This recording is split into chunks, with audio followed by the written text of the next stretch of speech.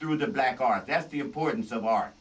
There have been some who have characterized the black arts movement ending in the 1970s. Would you say that's true? Well, I haven't ended. I'm continuing what I'm doing. Barack is continuing what he's doing. The last poets are continuing. Nikki Giovanni's continuing. Sonia's continuing. So, and we have a whole new generation of conscious poets. Not some of these reactionary rappers, but conscious poets. I just left the University of Pennsylvania. We had a whole afternoon of straight conscious poetry. No nappy-headed hoes, or none of that. None of that. Conscious poetry. So it's still on. The Cultural Revolution is still on, it's still necessary, and if those poets that were at the University of Penn and others like them would go out into the streets during this National Poetry Month, it would cause a change. We only have a couple minutes. Can we get some poetry from you? Can we have a live performance? I'm going to give you something for the women at Rutgers.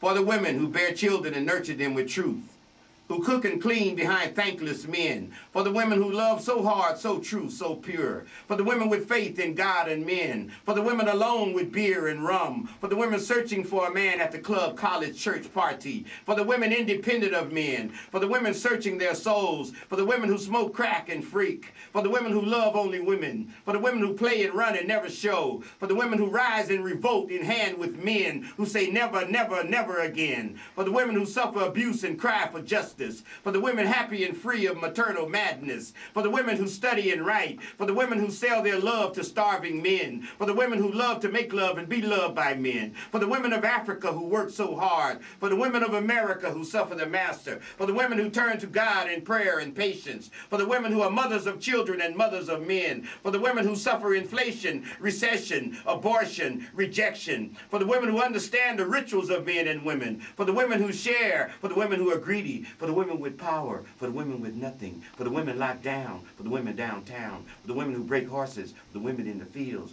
for the women who rob banks, for the women who kill, for the women of history, for the women of now. I salute you. Amen. Marvin X. Wow, that is an incredibly powerful way to end the morning.